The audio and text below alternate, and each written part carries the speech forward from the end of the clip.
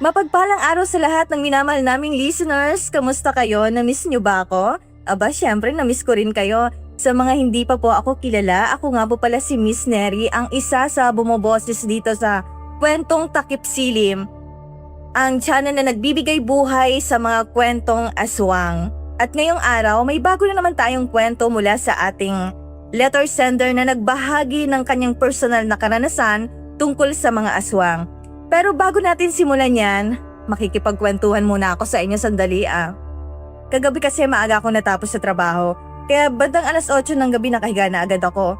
Habang nagpapahinga ako, binasa ko ang mga comments nyo sa mga previous videos natin. Natuwa talaga ako sa mga nabasa ko. May mga nagsasabi na okay lang daw ma-inlove sa aswang basta mabait.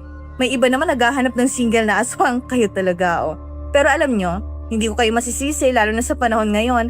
Marami na ang manloloko at marami na rin ang naloloko. Tulad ng ating letter sender na iniwan matapos mabuntis ng kanyang dating nobyo.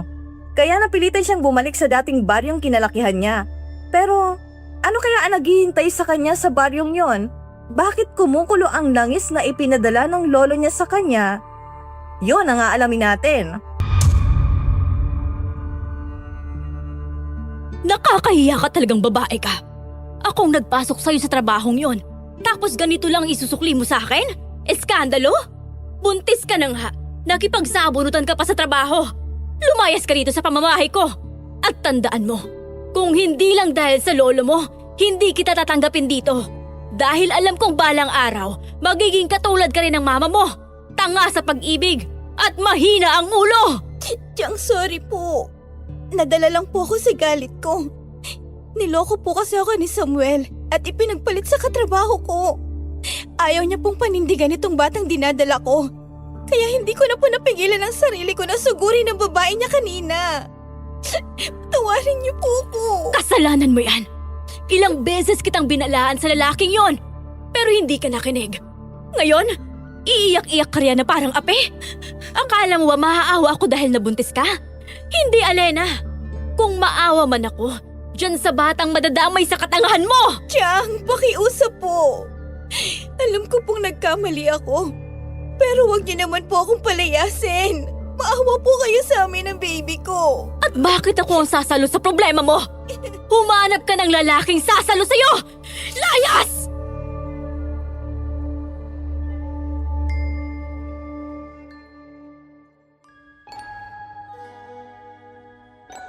Sa panahon ngayon, nakakatakot na talaga ang magmahal, lalo na kung minsan ka nang nasaktan at naloko sa past relationship mo.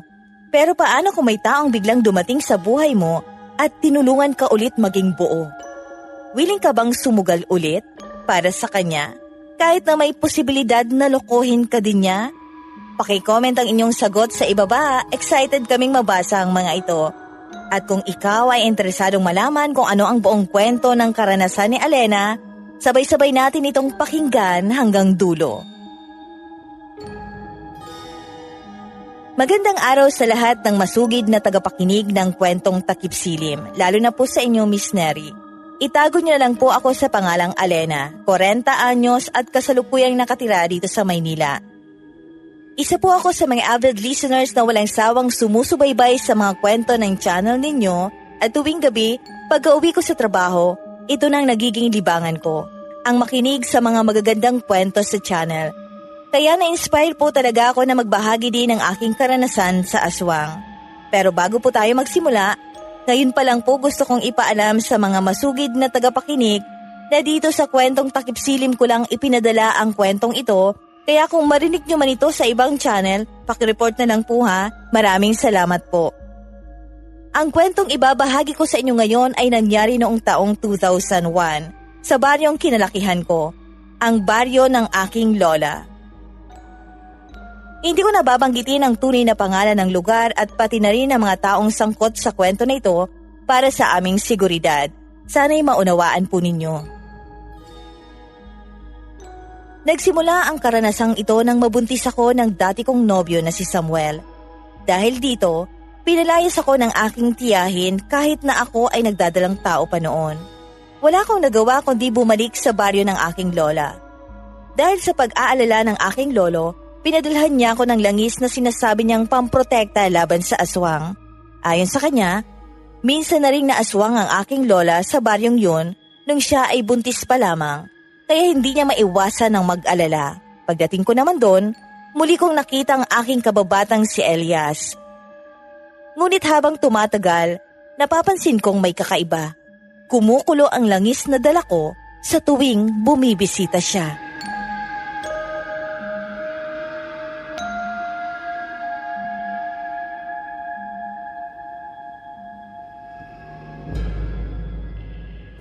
Ibinigay ko ang lahat-lahat sa iyo, Samuel. Pero nagawa mo pa rin akong lukohin. Kaya ipapangako ko na kahit kailan, hindi ka makikilala ng anak mo. Kakayanin ko ang lahat para sa atin, anak. Mahal na mahal ka ni Mama. Alena po, pwede ba tayong mag-usap sandali? Nakabukas po yung pinto, Lolo. Pasensya ka na kung hindi ko na kayang pigilan pa si Senyang. Galit na galit siya sa ginawa mo, Alena. Pero hindi pa rin ako sang-ayon sa ginawa niyang pagpapalaya sa iyo. Kaya nga lang umalis ka kanina. Kinausap ko siya para pigilan siyang paalisin ka. Pero sadyang matigas ang puso niya, Apo. Patawarin mo sana ang lolo. Wala po kayong dapat ihingi ng tawad, Lolo. Sapat na po yung nakiusap kayo noon na dito ako patirahin at pag-aralin sa Maynila. Utang na loob ko po sa inyo yun, Lo. At isa pa, kasalanan ko naman po ang nangyari. Kaya hindi ko po masisisi si Chang sa naging reaksyon niya kanina. Ang inaalala ko lang ngayon ay kung saan ka ba pupunta. May mga kaibigan ka bang pwedeng puntahan? Doon ka muna makituloy sa kanila. Kahit ilang araw lang. Hayaan mo, kapag nakuha ko ng pensyon ko, sa susunod na linggo, bibigyan kita ng pambayad mo sa apartment. Hindi na po kailangan, Lolo. Nakapagdesisyon na po ako na bumalik sa Barrio Salvacion. Sa baryo ng Lola Isang mo? Opo, Lolo. Apo, napakalayo ng lugar na yon at mahirap ang buhay doon. Kawawa ka lang doon. Walang malapit na ospital. Paano kung mga anak ka? Lolo, may kumadrona naman po doon. Huwag na po kayo mag-alala. Kaya ko po ang sarili ko. At saka, namimiss ko na din po si Lola. Kumusta na po kaya siya? Siguro, kung hindi lang po kayo naghiwalay, hindi sana magagalit si Chang Senyang sa kanya. Kasalanan ko naman ang lahat, Apo. Pero hindi ko rin masisisi si Senyang dahil mula bata pa lang siya. Pinangakuan namin siya ng buong pamilya. Kaso napagod ang lola mo sa akin, kaya iniwan ako. Loko-loko kasi ako nung kabataan ko eh. Hindi ko man lang naisip noon na sobra ko na palang nasasaktan ng lola mo. Hanggang sa nakapagdesisyon siyang iwanan ako at si Senyang naman ang sumama sa akin. Ang mama mo ang naiwan sa kanya. Huwag niyo na pong sisihin ang sarili niyo, Lo. Ang mahalagay nagbago po kayo at naging mabuting ama po kayo kay Mama at kay Chang Senyang. Ang hindi ko lang po maintindihan ay kung bakit galit na galit si Chang Senyang kay Mama. Sa totoo lang po, pinipigilan ko lang ang sarili ko kanina pero sobra po ako nasaktan sa sinabi niya tungkol kay Mama. Alena, kaya galit na galit si Senyang sa mama mo ay dahil hindi niya matanggap ang nangyari. Hindi niya matanggap na nagawa ng mama mo yon. Ang wakasan ng sariling buhay dahil sa labis na pagmamahal niya sa iyong ama. Kaya ba ganun na lang ang galit niya sa akin? Kasi anak ako ng ama ko? Ang ama ko na sumira sa buhay ni Mama? Hindi lang yun, Iha. Bukod sa anak ka ni Rodrigo, kuhang-kuha mo rin ang mukha niya. Kaya sa tuwing nakikita ka ni Senyang, umiinit ang dugo niya. Mahal na mahal ni Senyang ang iyong ina. Kaya ganun na lang ang galit niya. Kaya pala. Pero hindi ko naman ginusto maging anak ng walang kwenta kong tatay eh. Parehas lang sila ni Samuel. Mga walang kwenta, mga manluloko. Alam ko, Apo. At kahit kamukha mo pa si Rodrigo, wala kang kasalanan sa ginawa niya. At para sa akin, Apo pa rin kita. Ikaw ang nag-iisang anak ni Marisa.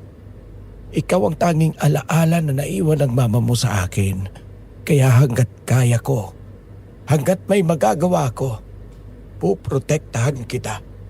Lolo naman eh, pinapaiyak niyo naman ako.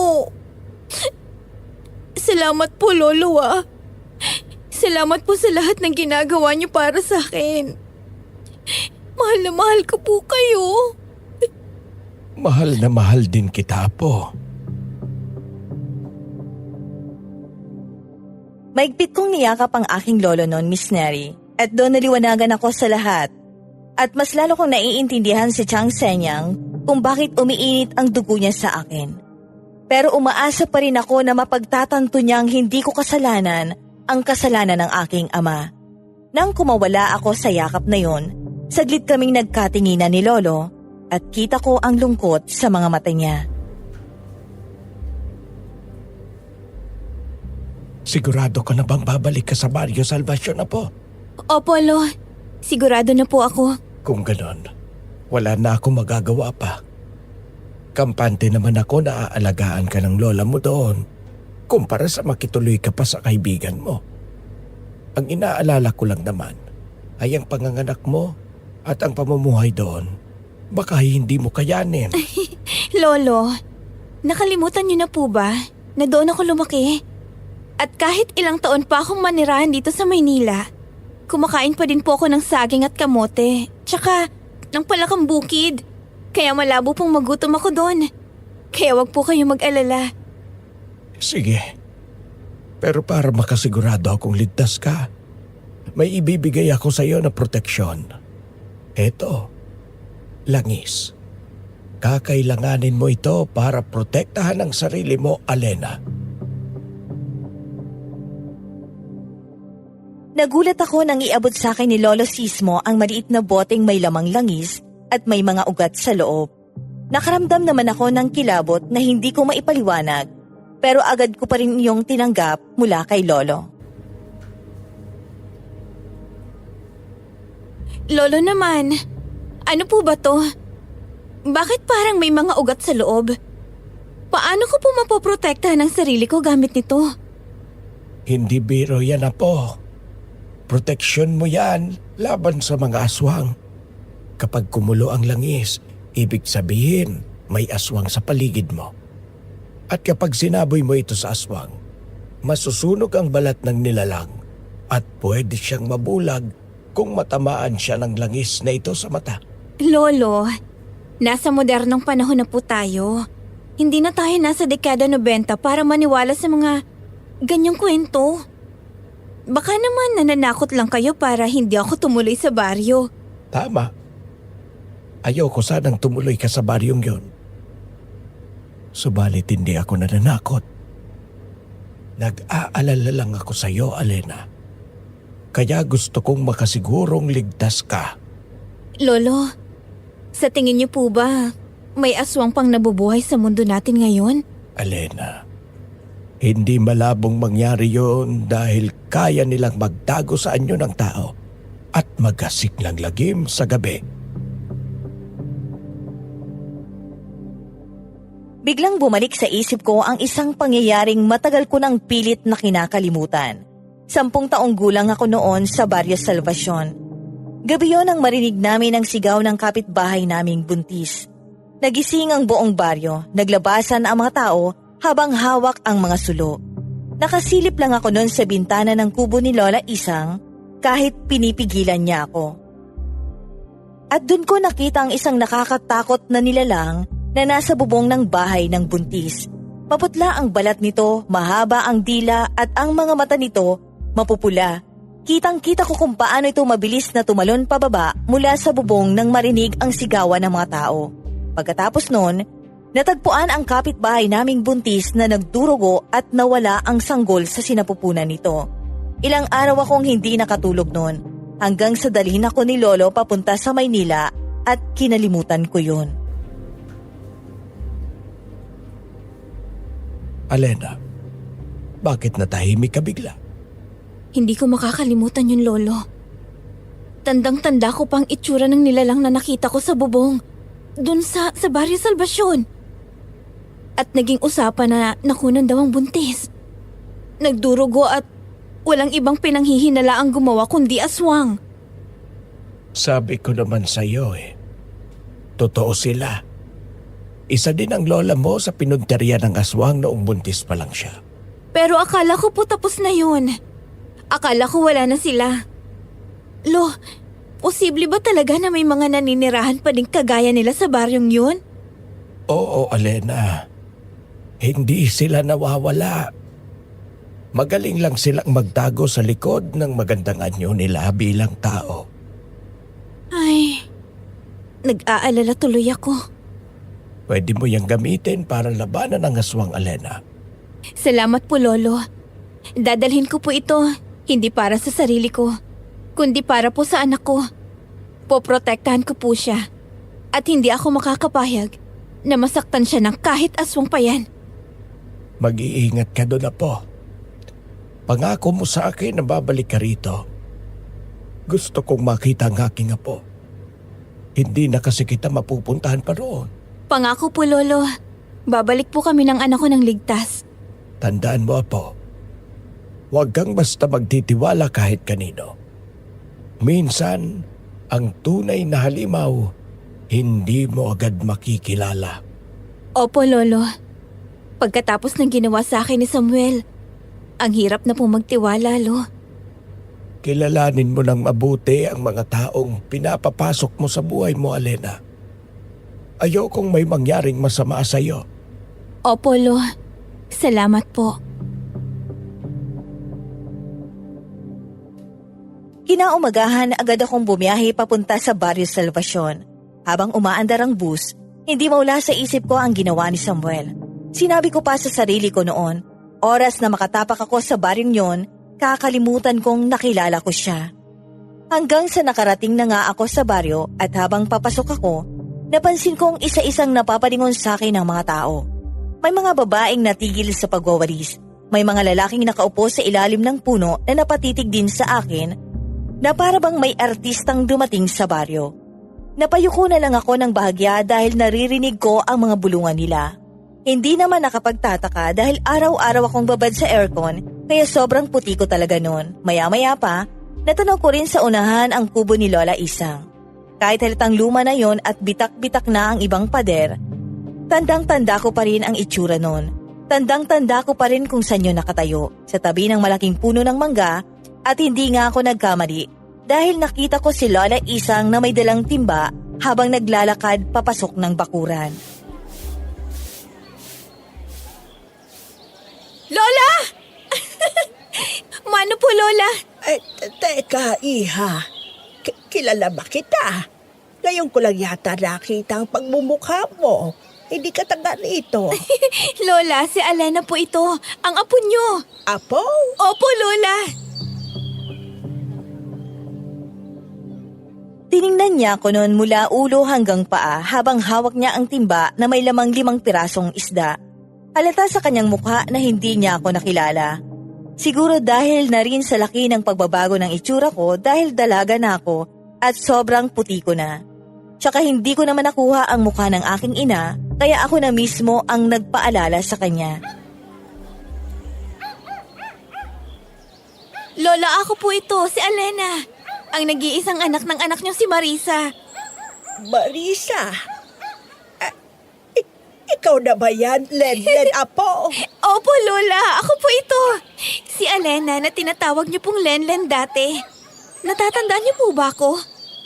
Oo, natatandaan ko na. Nabitawan ni Lola Isang ang hawak niyang timba at agad niya akong niyakap ng mahigpit.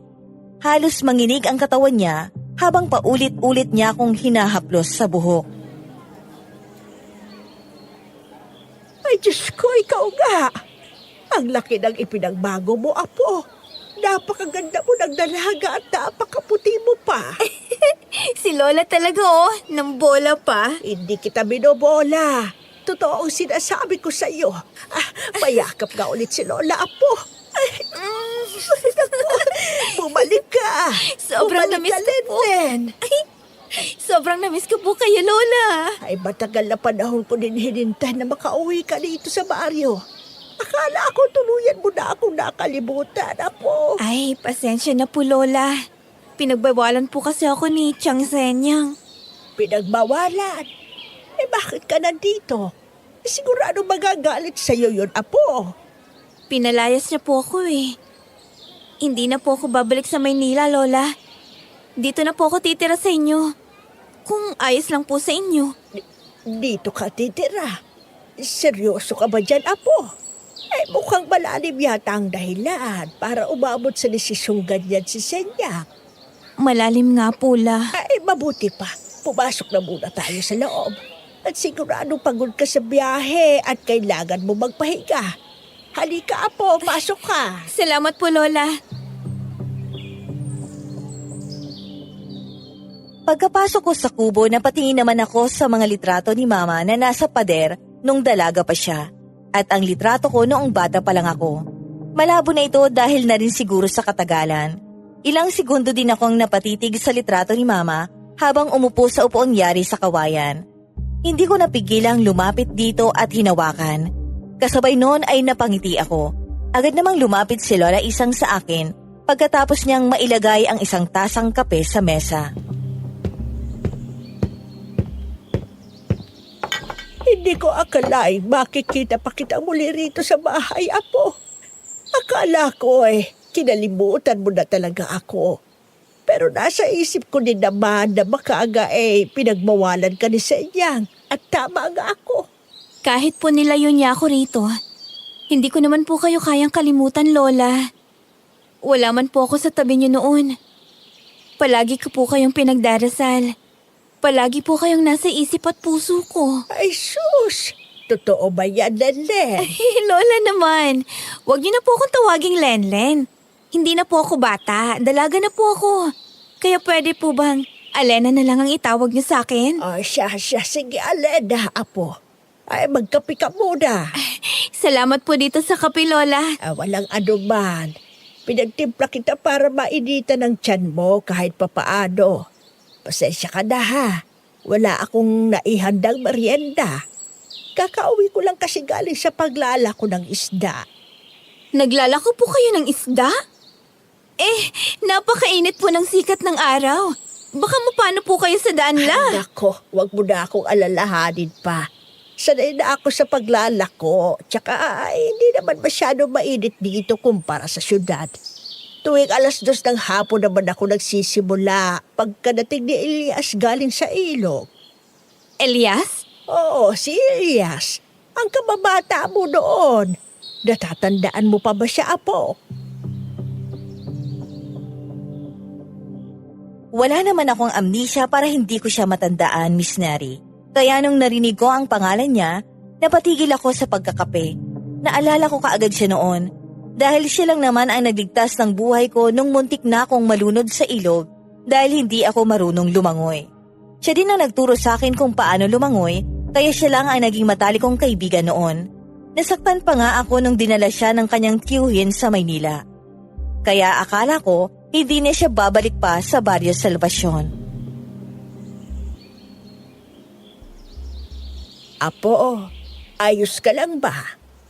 Bakit bigla ka yatang natahimik dyan? Hindi mo na ba natatandaan si Elias? Paano ko naman po makakalimutan ng taong nagligtas sa akin noon nung puntik na akong mamatay? Lola, di ba po siya yung nagligtas sa akin nung muntik na akong malunod sa ilog? Muntik ka nang malunod sa ilog? Bakit hindi ko alam yan, Alena? Ano po kasi opo, muntik na nga po akong malunod dun eh. Pero matagal na naman po yun. Nautal ako noon nang madulas ako sa sasabihin ko. Nakalimutan ko kasing itinago pala namin yon mula kay Lola Dahil sa takot na baka pagbawalan niya akong pumunta sa ilog at hindi na kami makakapaglaro ni Elias at makakapag-ensayong lumangoy. Kung hindi mo pa sinabi sa akin ngayon, hindi ko pa malalaman. Eh bakit hindi mo sinabi sa akin, Alena? Kapag sinabi ko po ba sa inyo, papayagan niyo pa ba akong magpunta sa ilog? Abay, malamang hindi. Yan na nga pong dahilan kung bakit hindi ko po sinabi sa Ay, inyo. nako, ikaw talagang bata ka. Kahit kamukha mong ama mo, manang-mana ka pa rin sa nanay mo. Mahilig magtago ng sekreto. Pasensya na po kayo, Lola. Ayoko lang po kasing mag-alala kayo Ay, eh. nako, wag ka na ulit maglilihim sa akin, ha? Ayoko mangyari sa iyo ang nangyari sa mama mo doon. Totoo po ba talagang dahil kay tatay kaya namatay si mama, Lola? Mahal na mahal ng mama mo ang ama mo, apo. Sobra. Kahit paulit-ulit siyang sakta ni Rodrigo noon, hindi niya pa rin ito maiwan. Hanggang sa dumating ang araw na si Rodrigo mismo ang nag-iwan sa kanya. Ang buong akala namin tanggap niya na. Dahil nung ipinanganak kanya nakita ko kung gaano siya kasaya. Hanggang sa isang araw nagulat na lang ako sa nakita ko sa likod ng bahay. Doon sa may malaking puno. Hindi ko na kinayang nakita ko. Matagal na palang kinikim-kim ni Marisa ang sakit. Hanggang sa hindi niya nakinaya pa ang sakit. Nakakaawa naman po si mama. Hindi ko lang po talaga lubos maintindihan kung bakit may mga lalaking kayang sirain ng babaeng nagmamahal sa kanila. Hindi naman lahat ng lalaki katulad ng ama mo, apo. Meron pa rin namang matitino. Napunta lang talaga ang mama mo sa maling lalaki. Pero pareho kaming niloko, Lola. Pati din naman po kayo, hindi ba? Biktima din po kayo ng panluloko noon. Kaya nyo iniwan si Lolo. Ang pinagkaiba lang po, mas matatag kayo kumpara kay Mama. Teka, sandali. Anong niloko? Niloko ka ng isang lalaki, apo? Opo, Lola. Niloko ako ng lalaking minahal ko at ang masakit pa buntis po ako. Ano? Ay, Diyos ko, Alena. Nanlaki ang mga mata ni Lola Isang sa sinabi ko. Halata sa mukha niya ang pagkagulat at awa. Pakiramdam ko, may natanggal na pa akong nakabaon sa dibdib ko dahil nasabi ko na kay Lola noon ang dapat niyang malaman. Ano? Ay, Diyos ko, Alena. Tama pong narinig niyo, Lola. At yan po ang dahilan kung bakit pinalayas ako ni Chang Isenyang. Ay, Diyos ko naman, Alena. Naging kagaya ka din ng mama mo, apo. Alam ko po yun, Lola. Kaya nga po sabi ni Chang Senyang, mana raw po ako kay Mama. Mahina ang ulo at tanga sa pag-ibig. Ano? Sinabi niya yun sa'yo? Opo.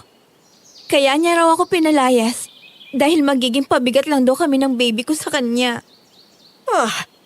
Paano niya natiis sa palayasin ka sa kalagayan mo? Naiintindihan ko naman po siya, Lola.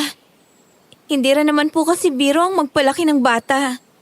Lalo na't ako mismo, hindi ko alam kung paano magsisimula. Kaya dapat kanyang tulungan. At mas lalong wala siyang karapatang tawagin kang tanga. Nagkamali ka lang dahil nagmahal ka. Akala ko po kasi mahal niya talaga ako. Akala ko paninindigan niya ako hanggang dulo. Pero binuntis lang pala ako at niloko. Nasaan na ang lalaking yun ngayon? Hindi ko na po alam. Simula nung sabihin kong buntis ako, hindi na siya nagpakita pa. Pwede po bang wag na po nating pag-usapan pa? Ay, sige. Sige na. Ang mabuti pa magpahinga ka muna, iha, lalo na't buntis ka. Ay, sumunod ka sa akin. Ihahatid kita sa magiging kwarto mo. Salamat po, Lola. Sumunod ako kay Lola at pagpasok namin sa kwarto, agad akong napahinto sa may pintuan. Maliit lang yung silid, gawain sa kawayan at pinagtagpi-tagping sawali. Pero pakiramdam ko, para akong bumalik sa pagkabata. Nandun pa rin ang lumang papag na gawa sa kawayan. Sa isang sulok ay may maliit na baul na kulay kupas na. Habang nakasabit naman sa dingding ang lumang lamparang digas na nagbibigay ng mahinang liwanag sa buong kwarto. Napalunok ako habang pinagmamasdan ng paligid at inaalala ang mga masasayang alaala ko sa kwartong yon. Dito ka muna magpapahinga, Apo. Alam kong pagod na pagod ka sa biyahe. Gigisingin na lang kita kapag handa ng hapunan. Naku Lola, tutulungan ko na po kayo sa paghahanda. Nakakahiya naman pong kayong lahat ang Ay, gagawa. wag na. Hindi pwedeng mapagod ang buntis. Magpahinga ka na lang muna rito. Sigurado po kayo, Lola? Oo, wag nang matigas ang ulo. Sige po. Ngumiti siya sa akin bago inilabas mula sa baol ang isang maitim na damit. Mukhang luma na iyon, ngunit malinis at mabango pa rin. O siya, suot mo muna ito. Itim po? Bakit po kailangan ko pang magsuot nito? Para hindi ka mabati ng kung ano-anong nilalang dito sa baryo. Lalo na ng aswang. Aswang? Ay, huwag ka nang magulat, Apo. Alam mo naman ang nangyari doon sa kapitbahay nating buntis, hindi ba? Nasisiguro ko lang ang kaligtasan niyo ng anak po. Lalo na't paboritong puntiryahin ng aswang ang buntis. Naiintindihan ko po, Lola. Binigyan po pala ako ni Lolo Sismo ng langis. Laban daw po sa aswang. Langis laban sa aswang. Ay, huwag mo sabihin albularyo na gayon si Sismo. Heto po, oh. Kinuha ko ang bote ng langis sa bag at halata ang paggagulat sa kanyang mukha. At saglit siyang napatitig sa mga ugat sa loob nito at napakunot noo. Ang sabi po niya, kapag kumulo daw po ang langis na yan, ibig sabihin po may aswang sa paligid. At kapag sinabay ko po ito sa aswang, masusunog ang balat niya. At kung matamaan ang mga mata ng halimaw, mabubulag siya. Ay, mukhang totoo nga ang sinasabi ng lolo mo. Naalala ko may langis din ng aking inay noon. At kumukulo ito sa tuwing may aswang na umaaligid sa akin tuwing gabi nung pinagbubuntis ko pa lang si Senyang. Pero saan naman kaya ito nakuha ng lolo mo? Hindi ko rin po alam, Lola. Ang alam ko lang po, binigay sa akin niya ni Lolo para daw po sa protection ko. Nag-aalala po kasi siya sa akin. Lalo na't alam niyang dito po ako pupunta sa baryo. Inalok pa nga po niya ako na tutulungan niya akong mangupahan ng apartment. Pero mas gusto ko po dito sa baryo. Naniniwala po kung dito, makakalimutan ko ng tuluyan si Samuel. Kapag nandun po kasi ako sa bahay mag-isa, baka kung ano pang maisip kong gawin. Ayoko matulad sa nanay ko. Tama ang desisyon mo, Apo. Ay, huwag ka mag-alala. Hindi kita pababayaan. Basta ha, huwag ka nang maglilihim sa akin. Kung may dinaramdam ka, pwede mong ilabas lahat ng sakit. Makikinig ako, Apo. Opo, Lola. Salamat po. Kahit papaano po gumaan po ang loob ko. At pangako ko po sa inyo na hindi po ako tutulad sa nanay ko. Magiging matatag po ako para sa anak ko.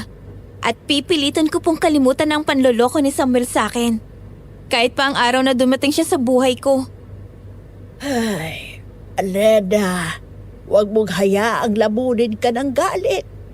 Dapat gawin mo yan dahil tanggap mo na ang nangyari at dahil gusto mo ng payapang buhay kasamang anak mo. Hindi dahil sa galit na galit ka lang sa dati mong nobyo. Alam kong hindi madaling magpatawad, pero mas masarap mabuhay kapag payapa ang puso mo. Kayo po ba, Lola? Napatawad niyo na po ba si Lolo? Ay, sa totoo lang, Apo, hindi naging madali para sa akin ang patawarin yung lolo mo.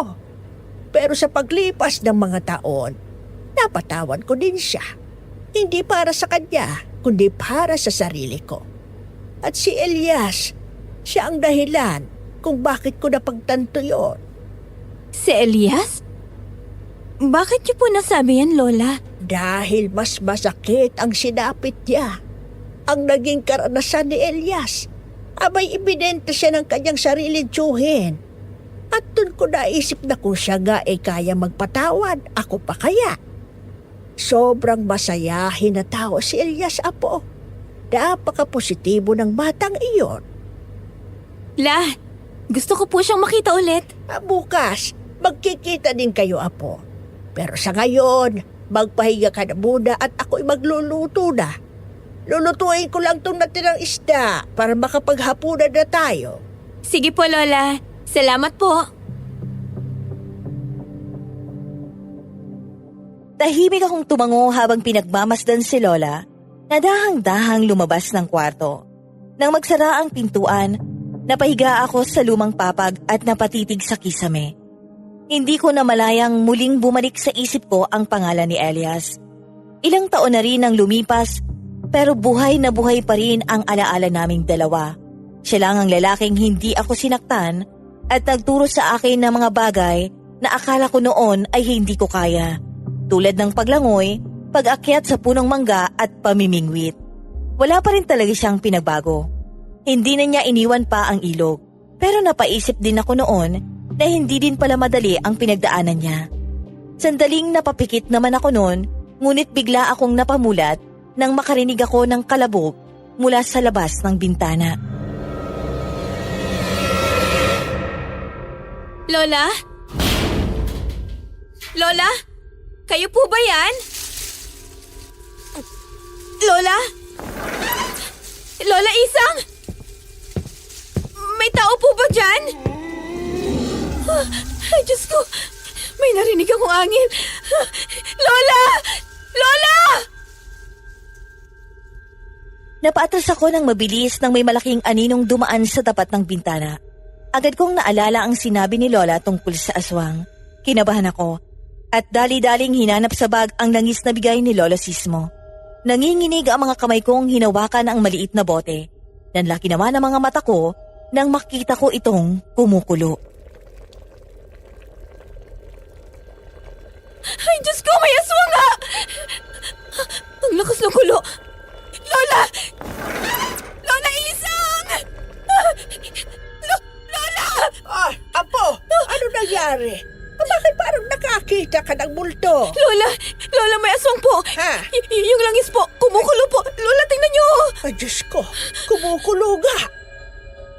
Nanlaki ang mga mata ni Lola Isang nang makita ang kumukulong langis at marinig ang kaluskos at parang may dumaan sa likod niya na anino.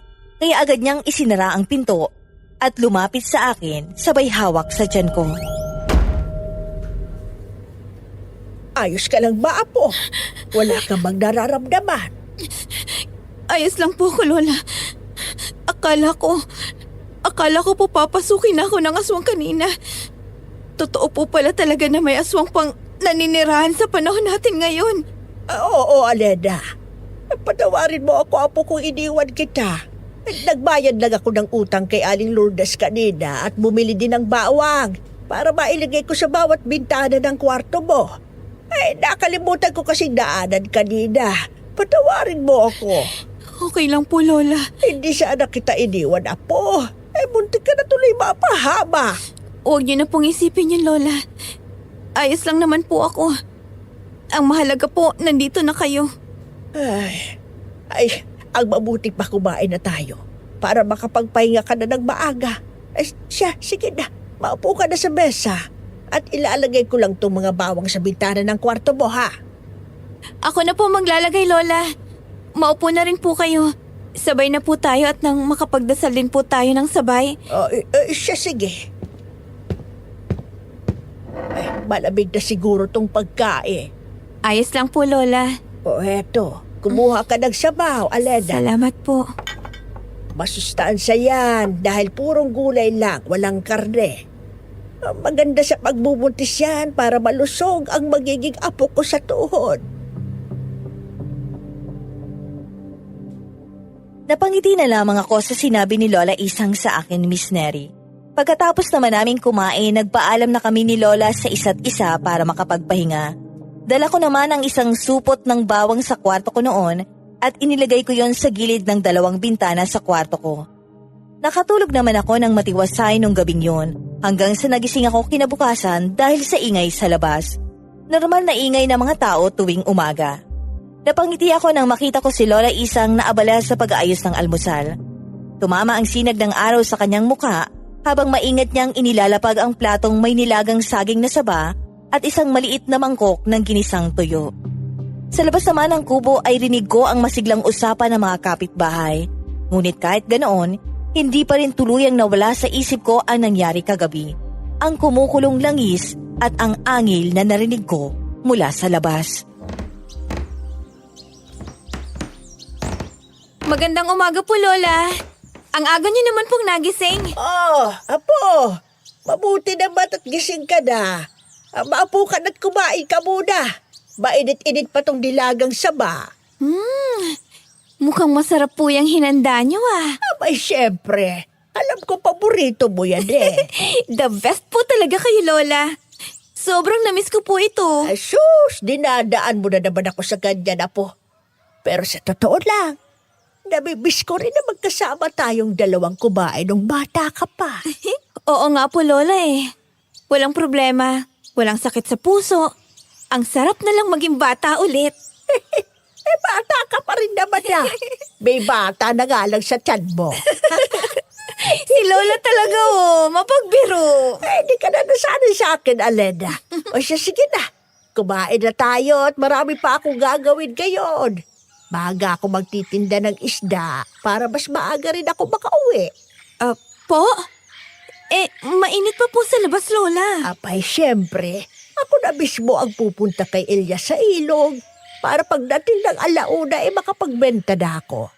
Sasabihan ko siyang agahan na rin niya ang pagingisda niya sa susunod na mga araw. Alam mo, napakagaling talaga ng batang yun magisda. Kahit sa isang beses, hindi yun nawala ng huli. Tama ka, Lola. Ganon din naman po siya nung bata pa siya. Mahilig na po talaga siyang mamingwit ng isda. Lambat na ang ginagamit niya ngayon, apo. Kaya mas marami ng huli. Talaga po? Excited na po akong makita siya ulit. Hindi ko napigilang mapangiti habang iniisip si Elias. Hindi ko maipaliwanag pero biglang gumaan ang pakiramdam ko. Lola, sasama po ako sa inyo mamaya sa pagtitinda ng isda. Ha? Ay, anak ko, wag na. Buntis ka, apo. Hindi biro ang maglakad sa baryo. Mahabang lalakarin ko at ilalako ko mga isda. Kaya ko naman po, Lola. Hindi naman po ako sakitin. Kahit na. Ay, baka mapagod ka lang. Ayoko mapano ka o ang apo ko sa tuhod. Pagbigyan niyo na po ako, Lola. Gusto ko rin pong makatulong sa inyo kahit papano. Nahihiya na po ako kung pabigat lang ako rito.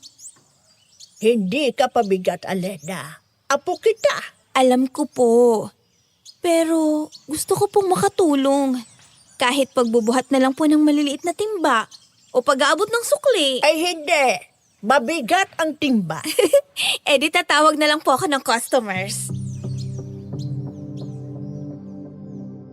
Napabuntong hininga si Lola habang nakatingin sa akin. Halata sa mukha niya ang pag-aalala. Pero nakita ko ring ayaw niya rin akong tanggihan. Ay, matigas talagang ulo mo. Bada ka sa mama mo. Pero mabait naman po ako, hindi ba? Ay, sige lang na. Pero sa isang kondisyon, Ano po yun? kapag pagod ka na, sabihin mo agad sa akin at uuwi tayo. Opo, kahit magaganito lang po ako, Lola, Isda! Isda! Sariwa pa! Bili na po kayo ng isda! Ikaw talagang bata ka. Sige na. Ay, hindi pa rin talaga ako kampante pagkatapos ng nangyari kagabi. Hindi natin alam kung sino ang aswang na umaaligid dito sa bahay. Lalo na't nabubuhay din sila na parang ordinaryong tao sa umaga. Nagtatago sila sa anyong tao. Kaya maging maigat tayo. Biglang nawala ang ngiti ko nang maalala ang kumukulong langis. Napahawak tuloy ako sa tiyan ko habang hindi sinasadyang mapatingin sa bag kung saan ko itinago ang maliit na bote mula kay Lola Sismo. Lola, sa tingin niyo po ba, ako kaya talagang pakay ng aswang na yon? Oo, dahil ikaw ang buntis. Siguradong naamoy ka na. Nakakatakot naman po. Huwag kang matakot, nandito ako. At nandyan din ang langis ng lolo mo. Basta mamayang gabi, nakasarado na ang mga bintana at pinto. Opo, Lola. O siya, kain ka na ng marami. Mahaba-habang lalakarin natin mamaya. Sige po, excited na po ako. Iha, mukhang may napapansin ako Type mo ba si Elias? Naku, Lola! Hindi po. Bakit excited kang makita siya? Syempre naman po, Lola. Kaibigan ko pa rin siya Matali ko po siyang kaibigan at wala pong mali siya yun. Bahagya naman akong napangiti. Ang iniisip ko lang noon, makikita ko na ulit si Elias pagkatapos ng napakaraming taon. Pero hindi ko alam kung bakit kasabay ng pananabik ko ay may kakaiba ring kaba na unti-unting sumisikip sa dibdib ko. Paano kung hindi na pala niya ako kilala? Ayoko rin namang tanungin si Lola kung nabanggit ba ako ni Elias dahil baka kung ano na ang isipin niya.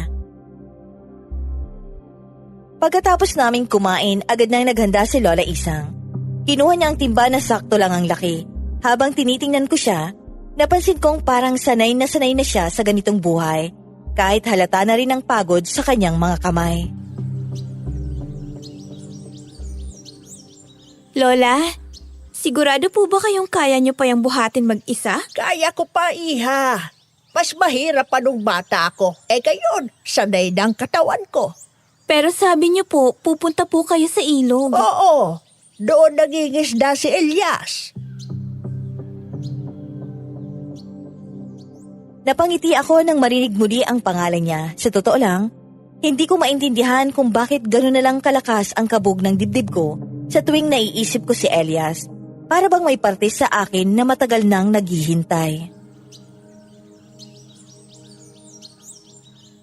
O siya, kung sasama ka, tara na. Sige po, tara na po, Lola. Wala ka na bang naiwan? Wala na po, La. Iniwan ko na po muna yung bag ko. Total, may sikat pa naman ng araw, kaya iniwan ko muna ang langis sa loob. O siya, sige, tara na. Lumabas kami ng kubo at sinalubong kami ng init ng araw at ingay ng baryo. May mga batang tumatakbo, may mga lalaking nagkukumpuni ng lambat, at may mga babaeng nagkukwentuhan habang naglalabas sa poso. Habang naglalakad kami, napapansin ko may ilang tao na naman ang napapatingin sa akin. May bulungan, may tingin na parang may alam silang hindi ko alam. La, napapansin ko po. Parang ibang tingin nila sa akin. Huwag mo nang pansinin. Ganyan talaga dito kapag bagong mukha. Bago ka kasi sa paningin nila at sobrang puti mo pa. Iisipin ko nga isa kang diwata kung hindi lang kita apo. Si Lola talaga Pero, hindi pa naman po nila alam na buntis po ako, di ba? Sa baryong ito, Iha, may mga bagay na hindi na kailangang sabihin para malaman. Yung mga babae yan, ilang beses na rin nabuntis. Kaya sigurado halata na rin nilang nagdadalang tao ka. Pero huwag kang mag-alala, mababait naman sila. Opo, Lola. Hindi lang po talaga ako komportableng tinitingnan ako ng lahat. Ayoko maging sentro ng atensyon. Lilipas din yan. Magpatuloy ka lang sa paglalakad, apo. Malapit na tayo sa daan, papasok sa ilog. Opo, Lola. Tulad ng sinabi ni Lola, nagpatuloy lang kami sa paglalakad noon hanggang sa nakarating na kami sa ilog. Tumambad naman sa amin ang malawak na tubig na kumikinang sa sikat ng araw. May ilang bangkang nakatali sa pangpang at sa amoy pa lang ng tubig ay bumalik na agad sa akin ang alaala ng pagkabata. At dun ko nakita si Elias, nakatalikod siya. Nakayuko habang inaayos ang lambat na basang-basa, payat, matangkad at moreno. May mga peklat ang kanyang braso at ang buhok niyang medyo magulo dahil sa hangin. Naramdaman ko agad na parang huminto ang mundo ko. Elias! Lola Isang! Magandang umaga po. Bakit po kayo nagpunta dito? Gusto ko sanang maaga kong makuha ang mga isdang huli mo para maaga akong makapagsimula sa pagbebenta. Hindi na rin kasi ako pwedeng abutan ng dapit hapon dahil buntis tong apo ko. Buntis? Teka, pamilyar sa akin ang iyong mukha, Binibini. Para akong naestatwa. Hindi ko alam kung bakit parang may nagliparan na paru-paro sa loob ng tiyan ko. Ang huling alaala ko sa kanya ay batang tumatawas sa ilog. Ngayon, isa na siyang lalaking nakatayo sa harap ko, may matang hindi agad mabasa at hindi maikakaila ang kagwapuhan niya sa kabila ng pagiging moreno niya. Literal na tall, dark and handsome ang itsura niya.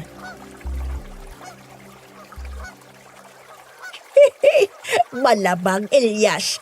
Magkamamata kayo nitong apo ko si Alena. Alena? Natatandaan mo pa ba ako? Yung niligtas mo sa ilog at tinuruan mong lumangoy. Lenlen? Oo, ako nga, Elias. Ikaw nga. Ang tagal mong nawala. Ikaw din naman. Bigla ka nalang umalis noon. Pero bumalik ako, Lenlen. Binalikan kita. Kita ko sa reaksyon niyang naiiyak siya sa tuwa at parang gusto niya akong yakapin pero hindi niya magawa. Nakita ko namang nakangiti si Lola at napayuko naman ako sa hiya. Matagal din kasi kaming hindi nagkita kaya hindi ko masisisi ang sarili ko lalo na't nag-iba na ang itsura naming dalawa. Lalo na siya, napakagwapong binata. Sa katunayan, mas angat pa nga ang kagupuhan niya kay Samuel pero sa isip ko noon kaibigan ko lang siya. Kababata ko lang siya na matagal kong hindi nakita. Ang hindi ko lang maintindihan ay kung bakit unti-unting bumilis ang tibok ng puso ko habang kaharap ko siya, Miss Neri.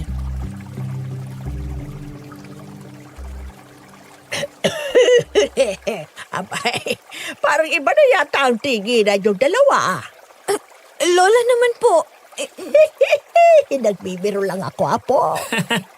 Nasanay na ako kay Lola Isang. Hindi na nawala ng biro. Pero seryoso, Len.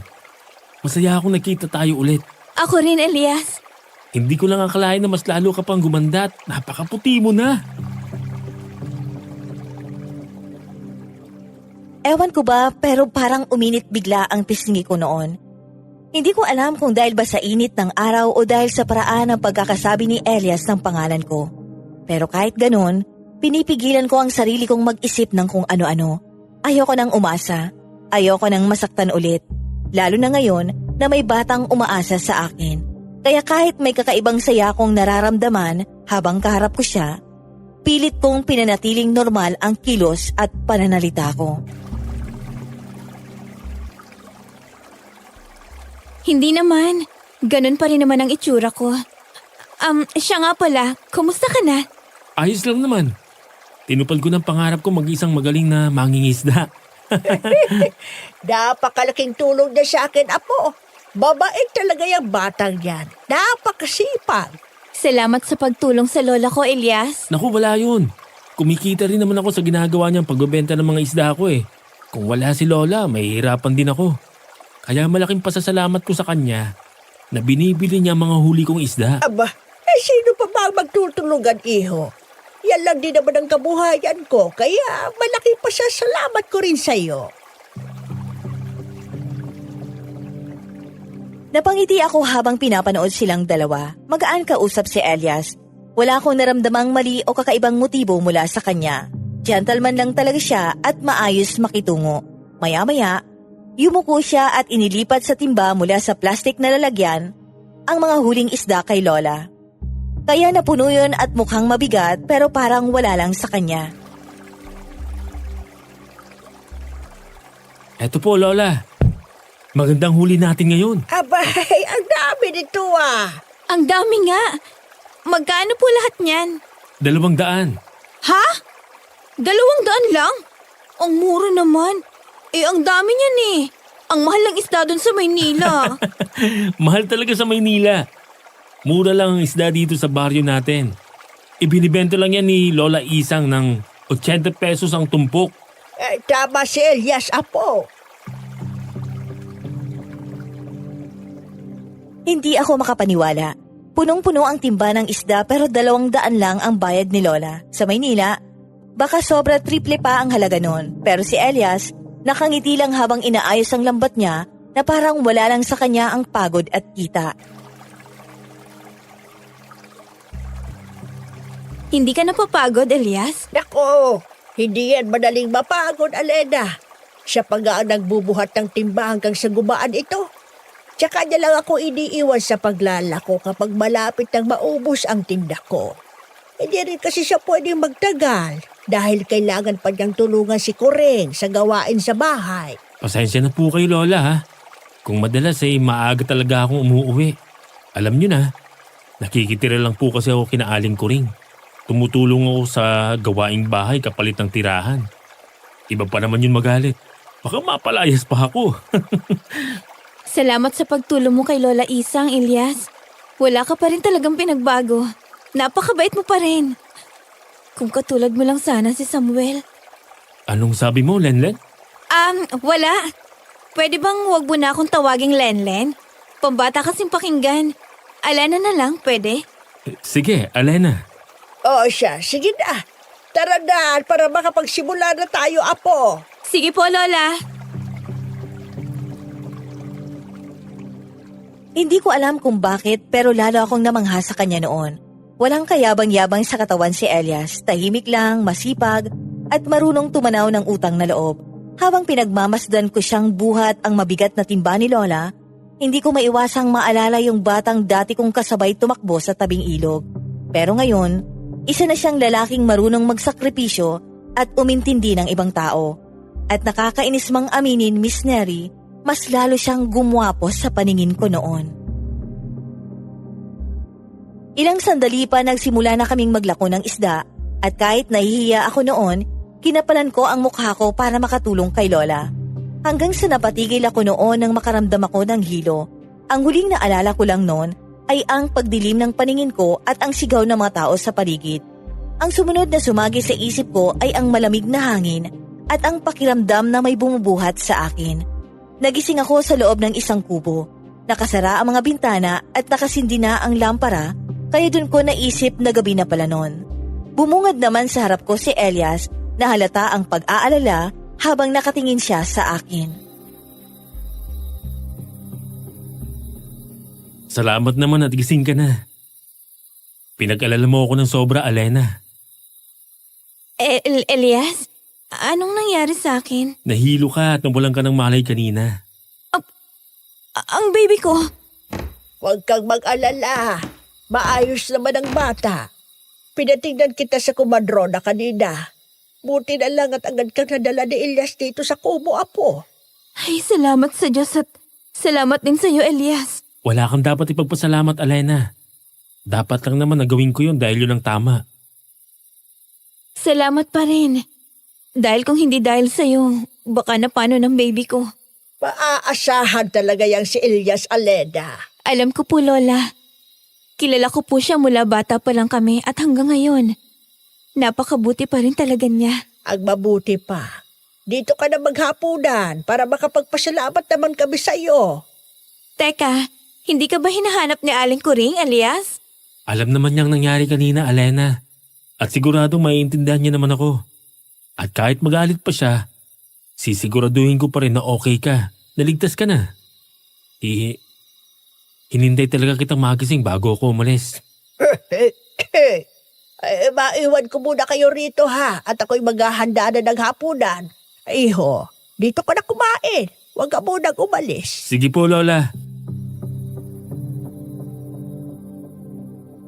Naging magaan naman ang loob ko dahil sa presensya ni Elias noon.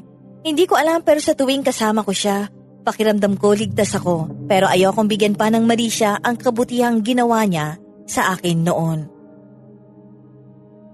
Ilang sandali pa niyaya na kami ni Lola na kumain at inalaya naman ako ni Elias na bumangon at maglakad papunta sa hapagkainan. Nang magsimula na kaming kumain, dun ko napansin na walang isda sa plato niya, kanin lang at nilagang okra, kaya hindi ko maiwasang mag-react.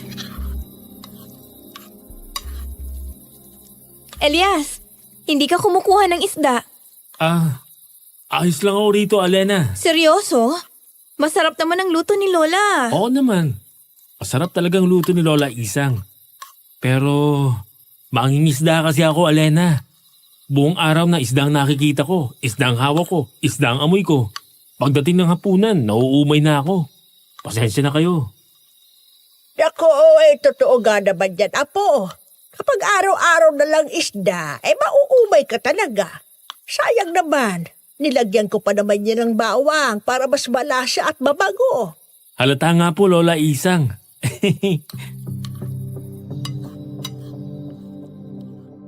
Hindi ko rin maipaliwanag kung bakit may bahagi sa akin na hindi kumbinsido sa sinabi niya. Lalo na't napansin ko kanina na parang hindi siya komportable. Iniiwas pa niya ang kanyang ilong sa pinggang may pritong isda. Napaisip naman ako na kahit papaano, gusto ko siyang gantimpalaan sa lahat ng nagawa niya para sa akin kanina. May naipon ako noong nasa Maynila pa ako, perang hindi ko kailanman ginalaw, kaya naisip kong bigyan siya kahit konti, bilang tulong na rin sa abot ng aking makakaya. Nakatitig lang ako sa pinggan habang tahimik silang nag-uusap ni Lola. Habang umiikot sa isip ko ang ideyang yun, parang mas lalong lumakas ang kagustuhan kong gawin yon. Hindi lang dahil sa utang na loob ko sa kanya, kundi dahil sa pakiramdam ko, gusto ko rin kahit papaano ay makatulong sa kanya, lalo na't nakikitira lang siya. Lola, may kukunin lang po ako sandali sa kwarto. Oh, sige, Apo. Teka, dahan-dahan sa pagtayo. Samahan na kita. Ay, hindi na Elias. Kaya ko ng sarili ko. Dito ka lang, hintayin mo ako rito. Sige, hihintayin kita rito bago ako umuwi. Sige, Elias. Tumayo ako at dahan-dahang lumakad papunta sa kwarto. Mabigat pa rin ang katawan ko pero gusto ko nang gawin ang iniisip ko kanina bago pa makaalis si Elias. Pagpasok ko sa loob, malamlam ang liwanag ng lampara. Nakita ko agad ang bag ko na nakapatong sa gilid ng papag. Unti-unti kong binaling ang tingin ko sa loob ng bag. At doon nanlaki ang mga mata ko nang makita kong kumukulo ang bote ng langis katulad ng nangyari kagabi.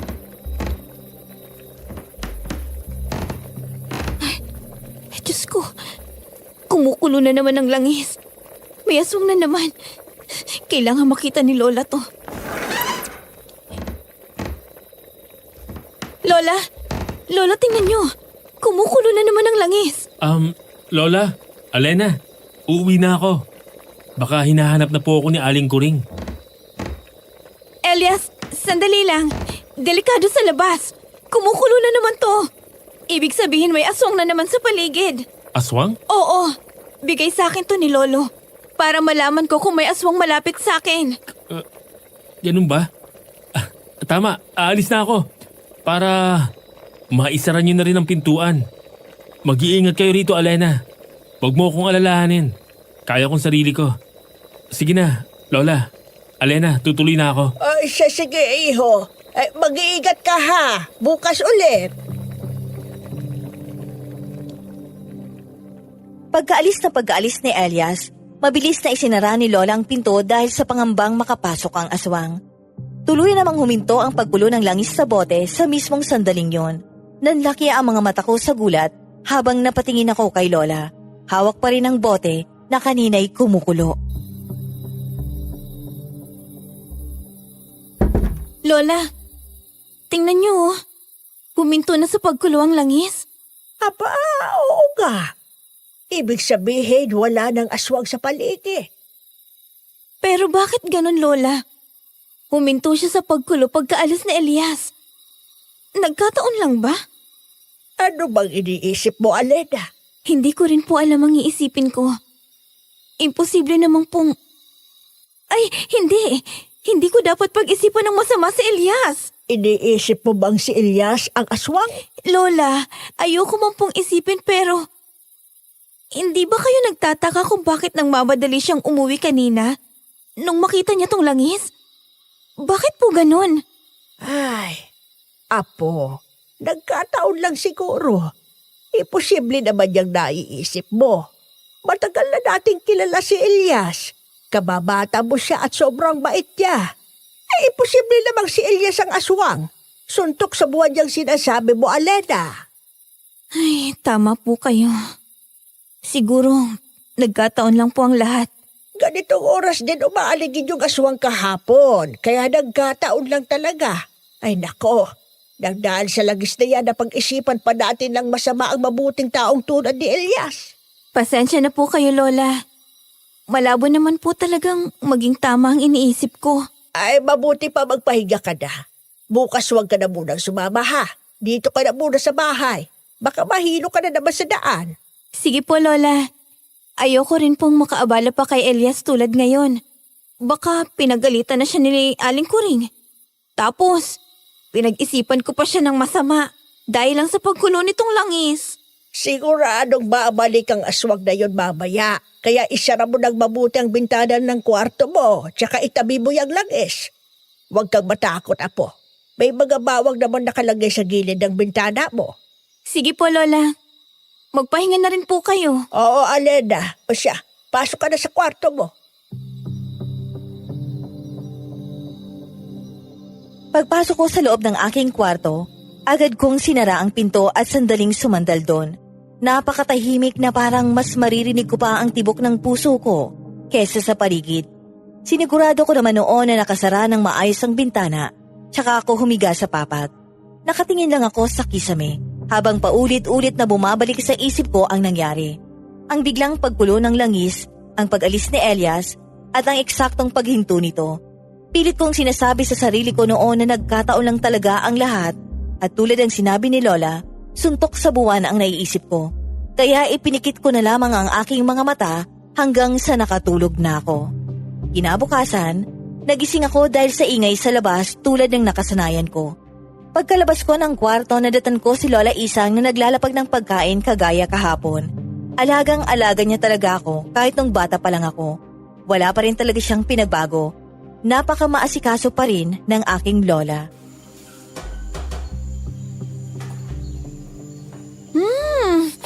Mukhang masarap po yung niluluto niyo, Lola.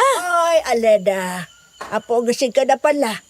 Masarap nga itong niluto ko, arroz caldo. Alam ko, paborito mo to nung bata ka pala. Kahit naman po ngayon, Lola, paborito ko po yan. Ang sarap nga po ng amoy eh. Amoy luya. Ay, kaya maupo ka na rito at tayo'y kakain na. Sige po, Lola. Agad akong umupo sa harap ng hapagkainan at nagdasal bago kumain. Dali-dali nga akong sumandok ng lugaw na parabang hindi na ako makapaghintay dahil takam na takam ako sa amoy nito. Parabang naglilihi ako at kita ko naman si Lola na nakangiti habang pinapanood ako. Sunod-sunod kong sinubo ang lugaw kahit na medyo mainit pa ito.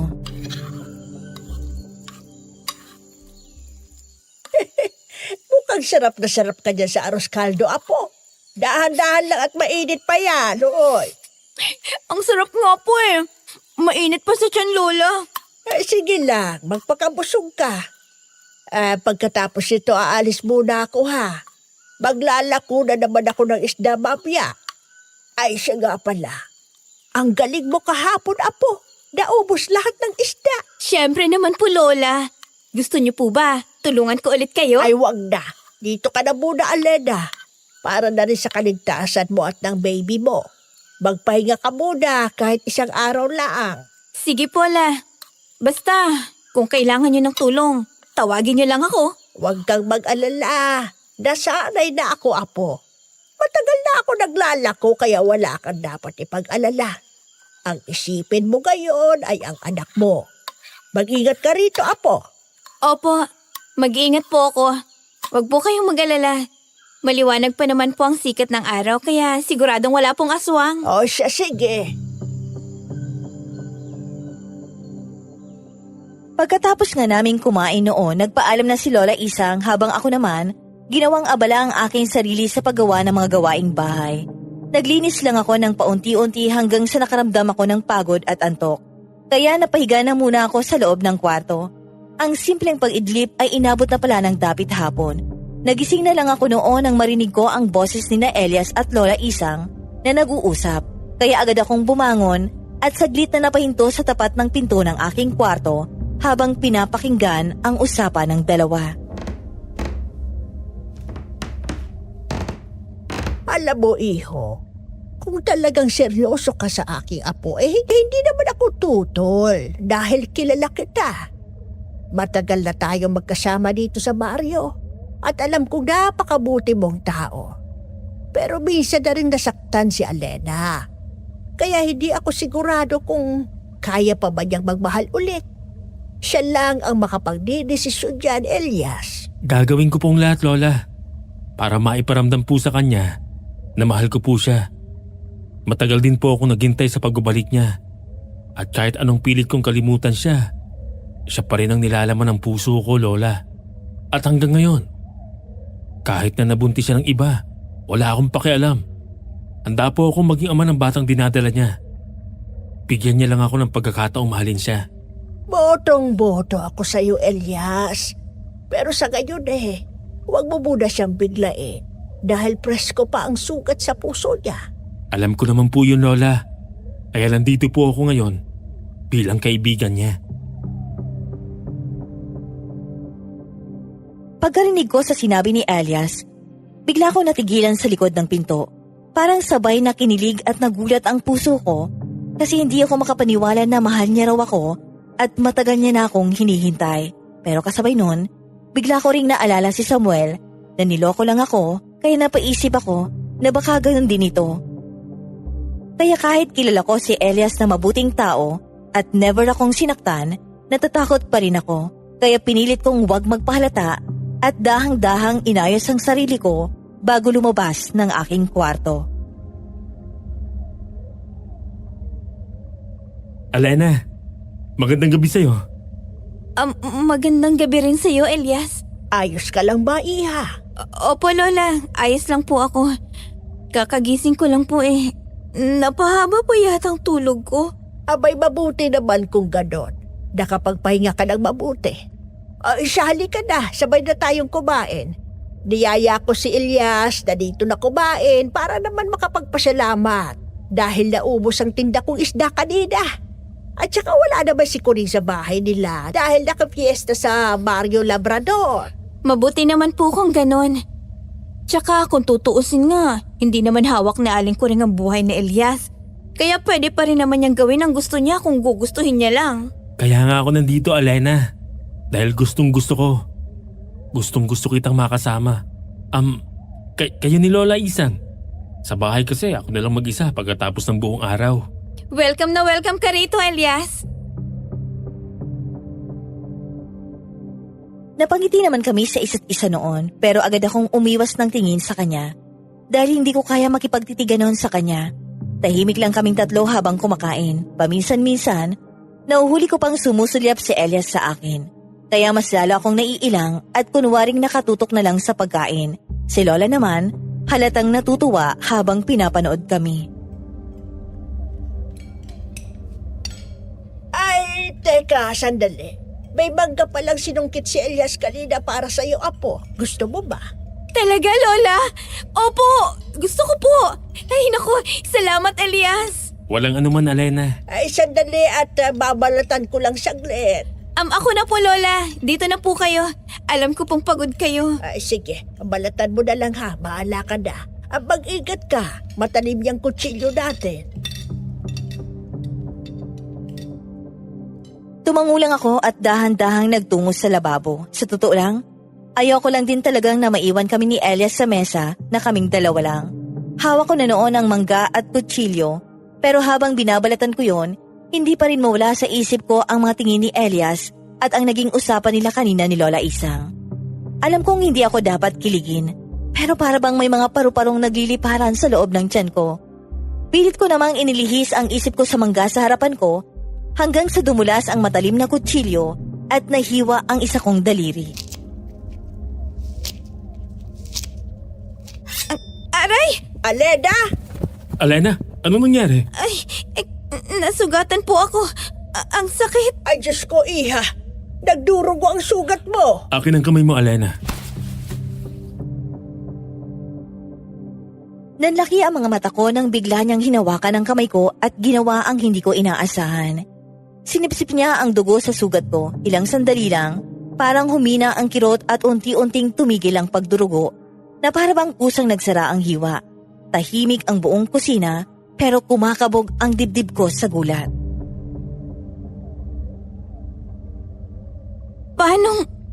Paano mong nagawa yun? Diyos ko, Elias, Turo lang yan sa akin ng isang manggagamot noon. May alam akong paraan para mapahinto ang pagdurugo ng sugat. Pero, parang ang bilis. Parang wala na agad ang sakit. Hindi ka ba nandiri sa dugo? Bakit naman ako mandidire? Masarap nga eh. Masarap? Nagbibiro lang ako. Ikaw kasi hindi ka nag-iingat. Ayan tuloy, nasugatan ka. Pasensya na talaga. Nadulas yung kutsilyo sa kamay ko eh. Iha, ayos ka na ba talaga? Opo, Lola. Sa susunod, mag-iingat ka ha. Oo, Elias. Salamat. Sandali lang ah. Kukuha lang ako ng band-aid sa kwarto. Baka kasi dumugo ulit eh. Sige. Siya, bilisan mo, Iha. Baka mamaga pa yan. Maghihintay lang kami rito. Tumalikod ako at mabilis na naglakad papunta sa kwarto. Ramdam ko pa rin yung kirot ng sugat sa daliri ko pero mas nangibabaw pa rin ang pagtataka ko sa ginawa ni Elias kanina. Yung pagsipsip niya sa dugo ng sugat ko, parang may kakaiba. Hindi ko maipaliwanag. Pero pilit ko itong inaalis sa isip ko. Pagpasok ko sa kwarto, agad kong hinanap ang bag ko sa gilid ng papag.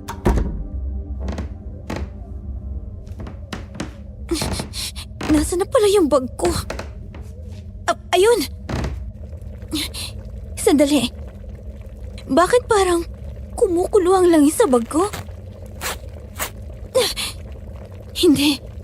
Hindi pwede. Kumukulo na naman yung langis.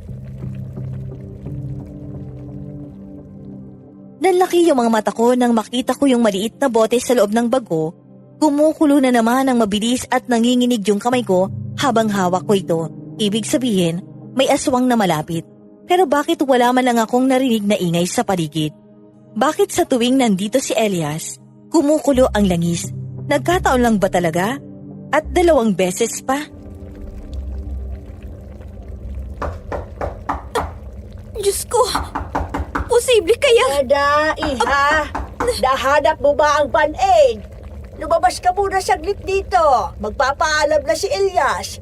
Gabing-gabi na kaya uuwi na siya. Opo, Lola! Lalabas na po! Ang boses ni Lola Isang ang nagpabalik sa akin sa realidad. Mabilis kong dinukot ang maliit na bote mula sa bag at isiniksik yon sa bulsa ng short ko. Ramdam ko agad ang init at pakinginig nito dahil sa kumukulong langis sa loob. Huminga muna ako ng malalim para pakalmahin ang sarili ko kahit halos magulo na ang isip ko sa mga hinalang pilit kong itinataboy. Paglabas ko ng kwarto, nakatayo na si Elias sa may pintuan. Pasimple kong ipinasok ang kamay ko sa bulsa para hawakan ang bote. At dun ko naramdaman, mas lalo na namang lumakas ang pagkulo nito. Nanginginig ang kamay ko pero pinilit kong huwag ipahalata. Tinakpan ko na lang yon ng isang pilit na ngiti. Uuwi ka na? Oo, Alena. Mag-iingat kayo rito ha. At yung sugat mo, huwag mo nang babasain para hindi ma-impeksyon. Salamat, Elias. Mag-iingat ka rin sa paglalakad. Madilim pa naman ang daan papunta sa inyo. Dahil walang poste sa baryo. Huwag kang mag-alala. Sanay na ako sa dilim. O sige, Lola Isang. Alena, mauna na po ako. Pagkaalis ni Elias, dahan-dahan kong isinara ang pinto habang sinusundan ko siya ng tingin. Akala ko dederecho na siya pauwi kina Aling Kuring, pero nakita kong lumihis siya papunta sa madilim na bahagi ng kakahuyan. Doon mas lalong bumigat ang kutob ko. Alam kong maiinis kayo sa akin noon kasi buntis ako tapos gabi na, pero parang gusto kong sumunod kay Elias. Pero sana maintindihan niyo rin ako. Hindi madaling paghinalaan na halimaw ang isang taong buong buhay mong nakilala bilang mabuti at maaasahan. Si Elias ang tipo ng taong unang tumutulong kay Lola at siya din ang nagligtas sa buhay ko kaya may parte sa akin na desperadong malaman ang totoo. Lola, lalabas lang po ako saglit. Ha? Ay, saan ka pupunta? Alena, gabi na. Delikado na para sa katulad mong buntis. Kailangan ko pong malaman ang totoo. Anong totoo? Sasabihin ko rin po sa inyo. Ha? Pero po sa ngayon, kailangan ko na pong umalis. Teka, Alana!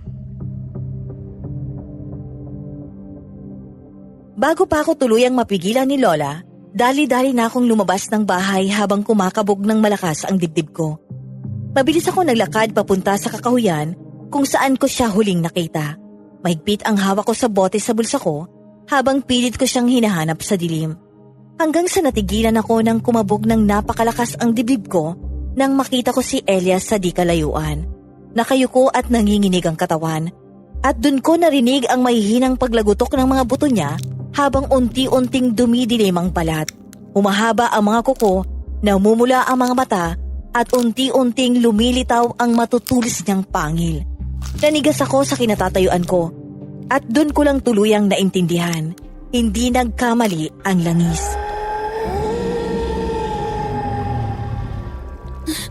Diyos ko, totoo nga ngaswang si Elias.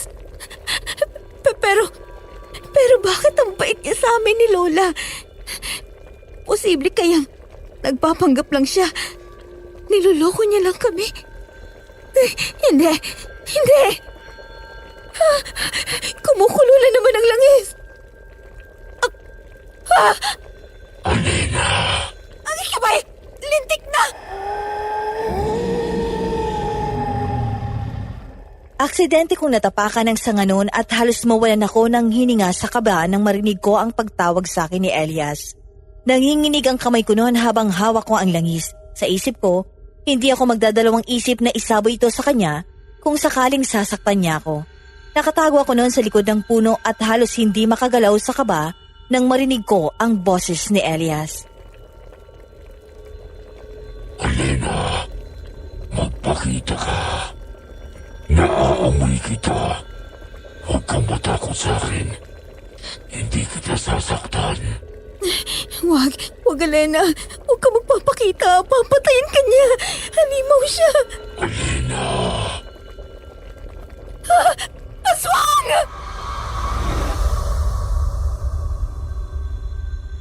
Bigla ko nalang narinig ang boses niya sa likuran ko at paglingon ko noon, kitang-kita ko ang kanyang mukha.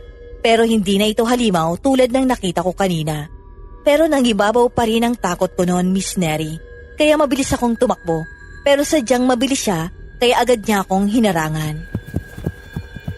Ayos ko! Lumayo ka sa akin! Aswang ka! Alena! Hayaan mo ako magpaliwanag. Nakikiusap ako sa'yo. Wala akong balak na saktan ka. Huwag kang lalapit sa akin! Kundi isasaboy ko tong langis sa'yo! Alena, hindi mo naintindihan. Maniwala ka naman sa akin. Hindi kita kayang saktan. Malinis ang intensyon ko sa inyo. Ano pa bang kailangan kong maintindihan? Nakita ko na. Aswang ka at sigurado akong plano mong patayin ang anak ko. Pwes, hindi mo magagawa yun, Elias. Hindi ko hahayaang saktan mo ang anak ko! Alena, kilala mo ko. Mula bata pa lang tayo. Hindi. Akala ko kilala kita. Pero hindi pala. Isa kang halimaw, Elias. Halimaw ka! Naiintindihan ko kung yan ang iniisip mo. Pero maniwala ka man o sa hindi. Hindi ko ginusto to. Hindi ko ginusto maging aswang. Elias! Manggoryo! Para ka naman nakakita ng multo, bata. Mukhang natututo ka na ha. Sabi ko naman sa'yo, hindi mo rin matitiis na hindi kumain ng tao. Tignan mo nga naman. May manadali ka namang buntis. Baka naman pwedeng dalawa tayo dyan. Matagal-tagal na rin akong hindi nakakakain ng sariwa. Paano ka napadpad dito? Ginawa mo na naman akong walang utak, Elias. Akala mo ba hindi ko alam ang ginawa mong pagpatay sa kapatid ko? Pagbabayaran mo yon, Elias. At kahit sa impyerno ka pa magtago, mahahanap at mahahanap kita. Pero mukhang maswerte ako ngayon dahil mapapatay na nga kita. Mabubusog pa ako sa buntis na kasama mo. Huwag kang lalapit! Hindi mo siya pwedeng saktan! Bakit naman hindi? Anong gusto mo? Ikaw ang makinabang. Hindi na ako katulad mo. Hindi ako nananakit ng tao. Hindi ako halimaw na iniisip mo. Talaga ba? Tignan mo yung buntis. Amoy pa lang. Nakakagutom na. Hindi ako naniniwala sa iyo, hayop ka.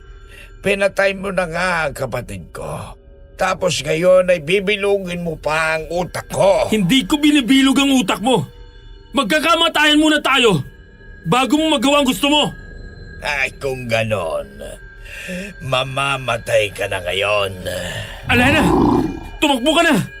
Iligtas mo ang anak mo! Natigilan ako sa sobrang kaba. Para bang sumabog ang dibdib ko sa takot at bigat ng sitwasyon. Sa sigaw ni Elias, parang biglang bumalik ang isip ko sa katotohanan at naisip ko ang batang dinadala ko. Agad akong tumalikod at tumakbo ng tumakbo palayo kahit nanginginig ang buong katawan ko. Umiiyak ako habang hinahabol ang hininga ko pero hindi ako huminto. Ayokong lumingon. Ayokong makita kung ano ang nangyayari sa likuran ko. Sa bawat hakbang ko palayo, mas lumalakas ang mga ungol at hiyawan ng dalawang halimaw na nagbabanggaan sa dilim habang ako umiiyak at tumatakbo para sa buhay ng anak ko. Hanggang sa nakakita ako ng liwanag sa unahan at taong naglalakad dala ang lampara. Nang makalapit ito ng tuluyan, naaninag ko ang mukha ni Lola Isa. Lola Isang! Apo, dahan-dahan. Umiyak ka muna. Ano bang nangyari? Bakit ka nagiginig ng ganyan? Lola, ang anak ko, baka napanan ang anak ko sa kakatakbo ko. Ay, Diyos ko. Alika, bumalik na tayo sa kubo, Alena. Lola, si Elias! Si Elias! Bayaan na tayo mag-usap. Kumalma ka muna. Pakiramdam ko bumabagsak ang tuhod ko sa sobrang pagod at takot habang naglalakad ako. Ang bawat paghinga ko ay nauutal. Parang may nakabara sa dibdib ko. Naramdaman ko na lang ang mga kamay ni Lola Isang na inaalalayan ako bago pa ako tuluyang matumba. Kaya mo pa bang maglakad? Malapit na tayo, Alena. Kaya ko pa po, Lola. Kaya ko pa po. Sige, kumapit ka lang sa braso ko. Ilang hakbang na lang, Alena. Opo, Lola. Hinawakan ko ang braso ni Lola at nanginginig ang mga daliri ko. Hanggang makarating na kami sa loob ng bahay at pinaupo naman niya ako sa upuang gawa sa kawayan. Tapos kumuha siya ng tubig sa kusina at iniabot sa akin.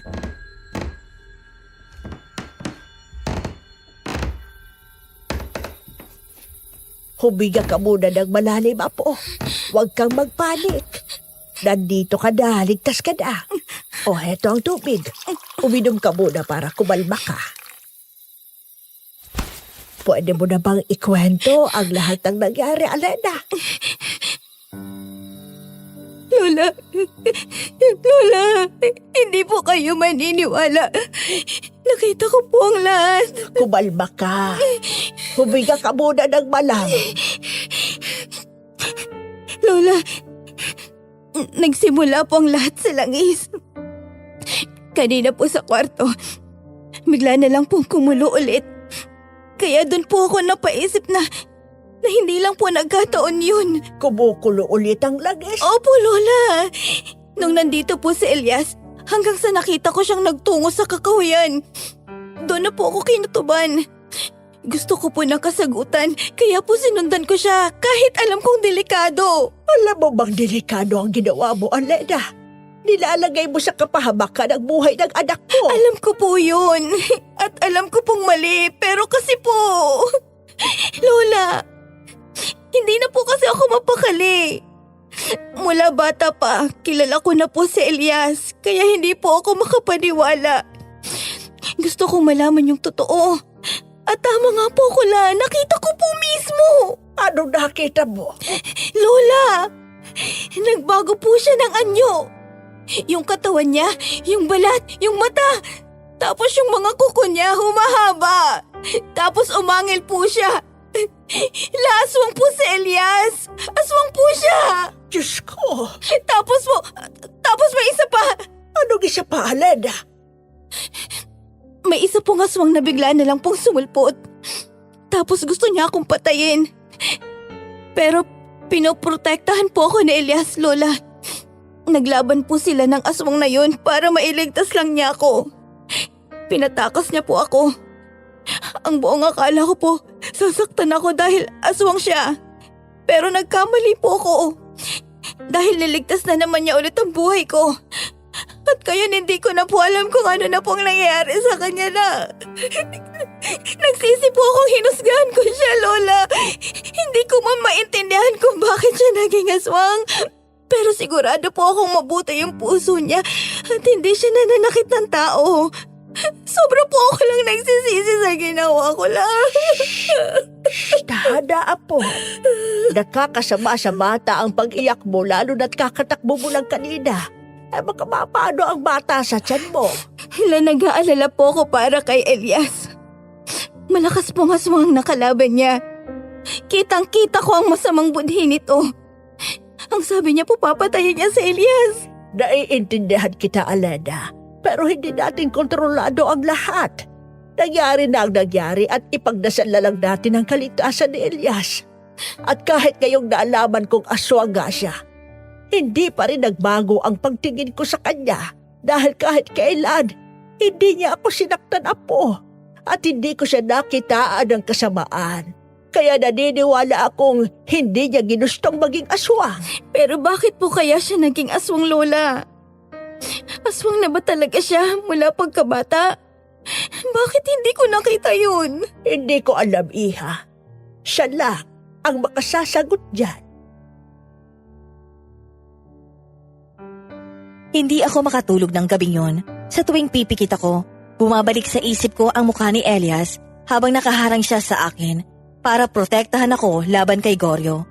Yung mga mata niyang punong-puno ng takot, hindi para sa sarili niya, kundi para sa akin at sa batang dinadala ko. Kinabukasan, agad akong bumalik sa kakahuyan para hanapin siya at alamin kung ano ang nangyari sa kanya. Pero lumipas na lang ang mga araw, walang nagpakita na Elias. Walang bakas, walang katawan, walang kahit anong palatandaan kung buhay pa ba siya o hindi na. Pero araw-araw pa rin akong pumupunta sa kakahuyan at umaasang makikita ko ulit siya. Hanggang isang umaga, habang naglalakad ako sa kakahuyan at tinatawag ang pangalan niya, napatigil ako nang marinig ko ang boses niya.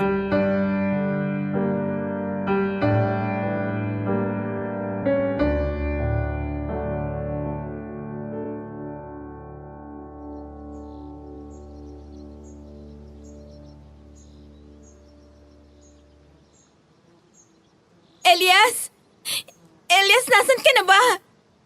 Hindi ako naniniwalang patay ka na hanggat wala ako nakikitang bangkay. Alam kong buhay ka pa, Elias! Alam kong nagkamali ako. Hinusgahan kita agad. Patawarin mo ako, Elias! Alena, Elias! hinahanap mo ba ako? Oo! Oh, Diyos ko, buhay ka nga! Mahigpit ko siyang niyakap noon, Miss Neri. Nahalatang ikinagulat niya, pero niyakap din niya ako ng mahigpit noon. Ilang segundo rin kaming nanatili sa ganong posisyon habang umiiyak ako. Nang kumawala na kami sa pagkakayakap, nakita ko ang mga peklat sa pisngi niya. Napatingin din ako noon sa braso niya, halatang gawa yun ng aswang, at sumikip naman ang dibdib ko noon nang makita ang mga ito.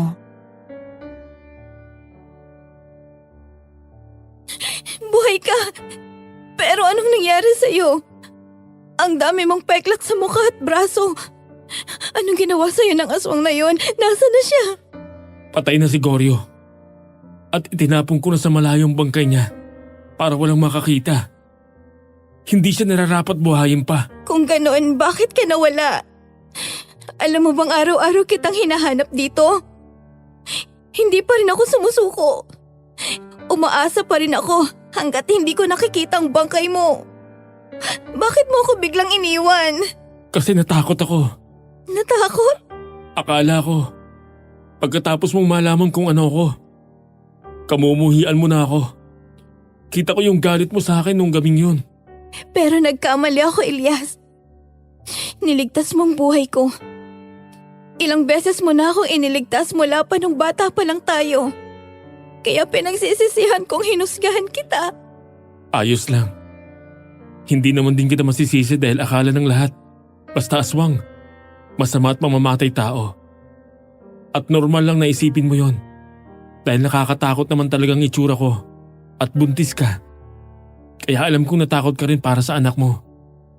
Naiintindihan kita, Alena. Kaya nga ako lumayo. Pero maniwala ka man o sa hindi. Hindi ako ipinanganak na aswang, Alena. Kung ganun, bakit ka naging aswang, Elias? Nang isama ako ng tiyuhin ko ng papuntang Maynila. Baon na baon siya noon sa utang sa isang matandang babae. Akala ko ordinaryong tao lang siya. Pero aswang pala. Ipinambayad ako ng tiyuhin ko kapalit ng utang niya. Ibinigay niya ako ron sa matandang aswang na yon. Diyos ko, Ilang taon niya akong kilulong. Pinilit niya akong maging katulad niya hanggang sa ginawa niya na akong katulad niya. Minarga niya ako, Alena. Mabuti na lang nakatakas ako at napatay ko siya. Kaya ganun na lang ang galit ni Mang Goryo sa akin. Dahil kapatid niyang matandang yon. Pero sa kabila ng pagiging aswang ko, natuto akong pigilan ang gutom ko. Natuto akong mamuhay na parang normal na tao. Dahil ayokong maging halimaw.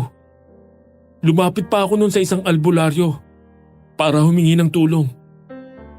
Hindi man niya ako maibalik sa pagiging tao. Binigyan naman niya ako ng kwintas. Itong kwintas na to. Ito ang naging dahilan kung bakit kaya kong kontrolin ang pagkatakam ko sa tao. Kaya hindi ako natatakam sa tao kahit pa sa buntis na kagaya mo. Napatingin ako sa kwintas na hugis bato at kulay dilaw na hawak niya. Kumikislap ito na parang nasisinaga ng araw. Hindi ko man lang ito napansin noon dahil palagi pala itong nakatago sa likod ng suot niyang damit. Doon ko nga nalaman na hindi ginusto ni Elias ang pagiging aswang niya at isa siyang mabuting tao.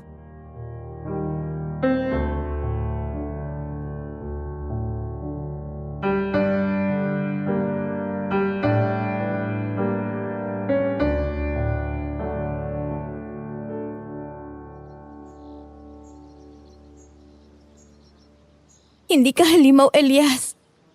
Alena, Ang totoong halimaw ay yung mga taong kayang manakit ng inosente. Pero ikaw, ilang beses mo akong iniligtas. Kahit pwede mo naman akong pabayaan. Kahit pwede mo naman akong patayin. Natakot ako noon, oo. Pero mas natakot ako nung nawala ka. anong ibig mong sabihin? Bakit ka natakot, Alena? Dapat ko pa bang sabihin yun? Hindi pa ba halata, Elias? Gusto kong marinig mula sa'yo, Alena. Mahal kita, Elias. Mahal kita. Pero aswang ako, Alena. Alam ko. Pero mahal kita kahit na aswang ka. Kahit anong uri ng halimaw ka pa. Mahal pa rin kita. Hindi kayang baguhin ang pagiging aswang mo ang nararamdaman ko para sa'yo. Biglang natahimik ang buong paligid matapos kong sabihin yon at sa isang iglap, nagtagpo ang mga labi naming dalawa kasabay noon ang pagpatak ng aking mga luha. Magkahawak kamay naman kaming naglakad pa uwi noon sa kubo at nasasabik naman akong dalhin siya kay Lola dahil alam kong sobrang matutuwa ito at masosorpresa. Pero ako yata ang nasorpresa nang madatnan ko si Samuel sa loob ng kubo. Nanlamig ang buo kong katawan nang makita ko siya. Alena, Anong ginagawa mo dito, Samuel? Alena, mag-usap tayo. Babalik na ako sa'yo. Handa na akong panagutan ng anak natin. Patawarin mo ako kung nagkamali ako sa'yo. Alam kong nasaktan kita. Pero nandito na ako, Alena. Hindi na kita iiwan ulit. Bakit? Dahil ba palpak ang pinalit mo sa akin? Sa tingin mo ba babalik ako sa'yo? Pagkatapos ng ginawa mo? Ang Ang kapal din naman ng mukha mo, no? Para lang magpakita pa dito? Teka. Akala ko'y magiging masaya ka na sinundan kita rito. Bakit bigla yatang nag-ibang ihip ng hangin? Hindi ba ikaw itong naghahabol sa akin? Dahil gusto mong panagutan kita? Eto na nga oh. Pananagutan na kita, Alena. Noon yun, Samuel. Pero ngayon, wala ka nang mapapala. Hindi na ako babalik pa sa'yo. Kaya mabuti pa, umalis ka na. Ang lakas ng loob mong paalisin ako ah. Sino bang ipinagmamalaki mo? Siya ba? Itong gagong to? Gago ka pala eh!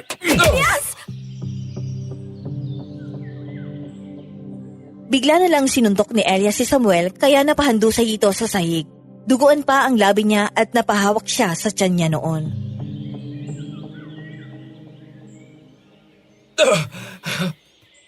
Elias, tama na. Umalis ka na! Bago pa kita mapatay, hayop ka! Kaya pala ayaw mo na sa akin? Dahil may ibang lalaki ka na? Oo, Samuel. Hindi ko lang lalaki sa Elias. Mahal ko siya. Mahal na mahal ko siya higit pa sa pagmamahal ko sa'yo noon. At ako lang magiging ama ng batang dinadala niya. Kaya layuan mo na si Alena. Eh di sige, magsama kayong dalawa. Pero itong tandaan mo, anak ko pa rin niyang dinadala ni Alena. Wala akong pakialam. Umalis ka na bago pa kita mapatay. Wala na nagawa pa si Samuel kundi umalis at nangako naman si Elias sa akin na poprotektahan niya ako lagi laban sa kahit sinong gustong manakit sa akin. Doon ko nakita kung gaano ako kaswerte sa kanya. Lumipas sa mga buwan at naging payapa ang buhay namin sa baryo. Tinanggap siya ni Lola Isang at kahit lihim ang tunay niyang pagkatao, ipinakita niya araw-araw kung gaano siya kabuti.